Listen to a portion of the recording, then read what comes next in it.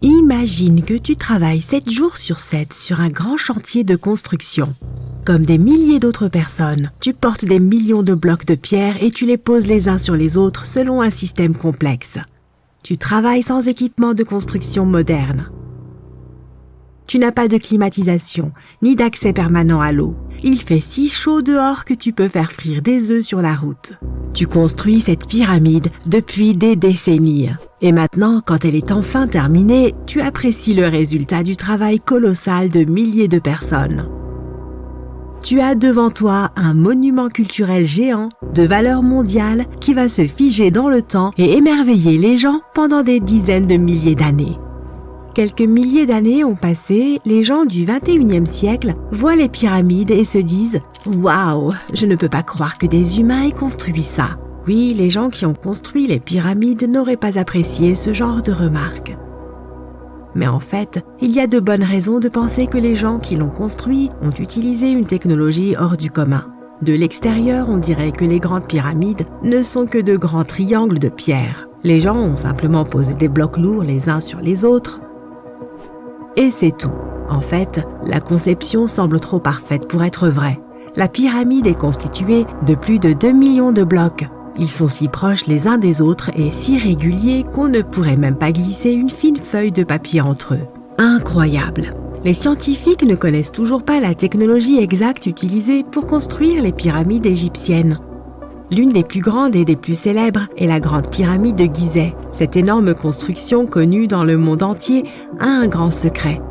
Il devait y avoir une pierre de couronnement au sommet de la pyramide. C'est un bloc de pierre de forme triangulaire, une petite pyramide au sommet d'une énorme. La chose est aussi connue sous le nom de pyramidion. Les bâtisseurs de l'Égypte ancienne l'ont fabriquée en granit et en calcaire et l'ont recouverte d'or. Aucun document ou dessin ancien ne permet de prouver qu'il y avait un pyramidion au sommet de la grande pyramide de Gizeh. Mais il existe une autre structure égyptienne ancienne dans ce type de triangle, la pyramide rouge. Elle a été construite avant la grande pyramide et sa pierre de couronnement a survécu jusqu'à ce jour. Les archéologues l'ont trouvée et reconstruite. Mais alors, où pourrait se trouver la pierre de couronnement de la grande pyramide? C'est un mystère qui n'a toujours pas de réponse.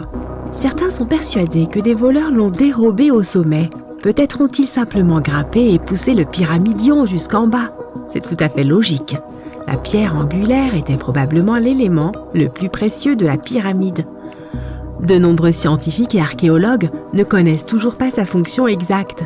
Certains pensent que ce sommet recouvert d'or glorifiait les pharaons.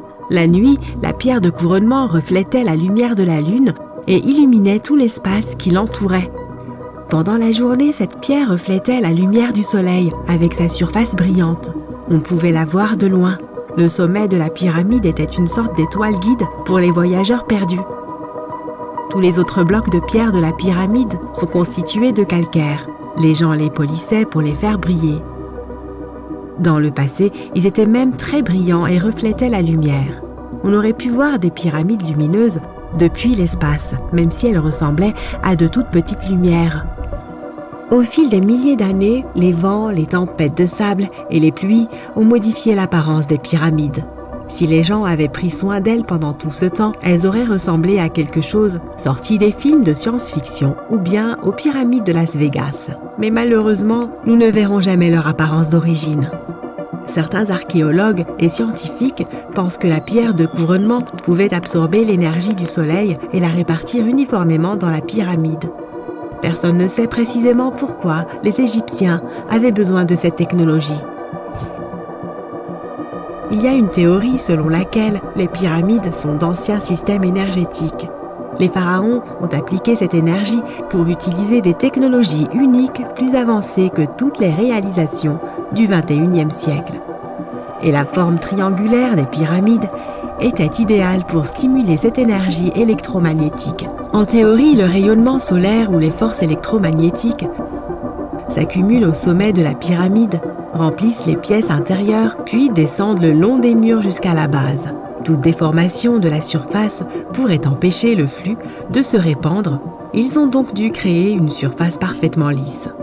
C'est pourquoi ils ont installé les blocs de manière que personne ne puisse glisser une aiguille ou une lame de rasoir entre ceux-ci. Beaucoup de gens croient à cette théorie parce qu'ils ont construit les pyramides en calcaire. Ce matériau peut retenir l'énergie en son sein. Dans la partie intérieure, ils ont créé des dépôts de granit pour provoquer l'ionisation de l'air, c'est-à-dire pour créer une charge électrique. Ils ont également creusé des canaux sous la pyramide pour que l'eau puisse transmettre l'électricité. Et au sommet, ils ont placé une pierre de couronnement en or, le meilleur conducteur d'électricité. C'est ainsi que l'on obtient un grand générateur d'électricité. Différentes cultures ont utilisé des technologies similaires pour créer de l'électricité dans le monde entier. Mais ce ne sont que des théories. Si cela avait fonctionné, l'humanité aurait utilisé ces technologies aujourd'hui. On trouve des traces de l'industrie métallurgique, de la chimie, de l'ingénierie, de la physique, des mathématiques et de l'astronomie dans certains documents anciens. La plupart des scientifiques ne croient pas à toutes ces choses. Nous connaissons les étapes détaillées du développement de ces technologies dans différentes cultures. Au XXIe siècle, les scientifiques, les historiens et les anthropologues peuvent suivre l'évolution de tous les appareils modernes. Si les gens avaient créé certaines inventions technologiques dans les temps anciens, l'histoire du monde aurait été différente. Peut-être que toutes les réalisations de l'Antiquité auraient pu être effacées de la surface de la Terre par des cataclysmes mondiaux, et cela peut nous arriver à nous aussi. Imagine seulement comment les gens retrouveraient un ordinateur portable dans 5000 ans. Ils ne comprendraient peut-être pas de quel type d'appareil il s'agit. Une autre merveille égyptienne entourée de mystères est la statue du Sphinx. Les Égyptiens l'ont taillée dans une seule pièce gigantesque de calcaire, il y a environ 4500 ans. Mais les scientifiques ne savent toujours pas la date exacte de sa construction ni qui l'a construite. Les Égyptiens ont peint le Sphinx de différentes couleurs, de sorte que son aspect était beaucoup plus brillant et plus vif dans un passé lointain. Il brillait tout comme les grandes pyramides.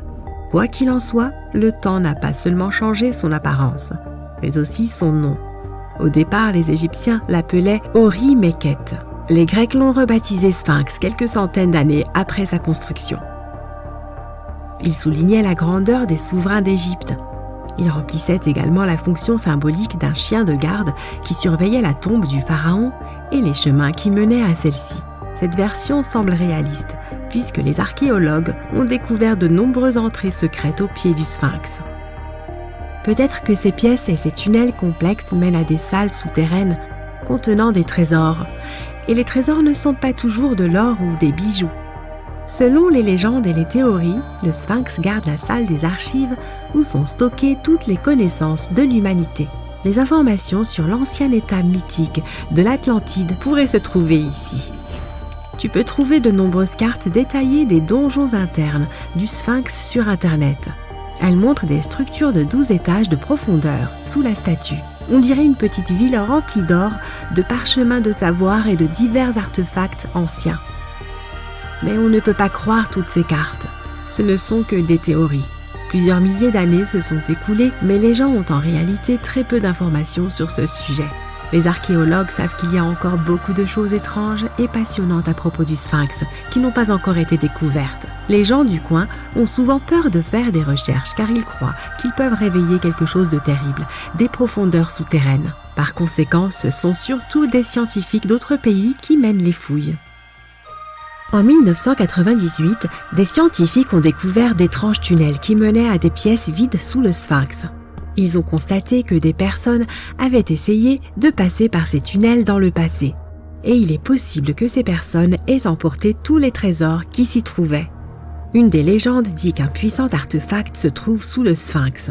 Son pouvoir pourrait changer le monde entier, mais les habitants le cachent car il pourrait nuire à la planète. Certains pensent que l'on peut trouver des preuves de technologie inconnue peintes sur les murs de granit des tombes des pharaons.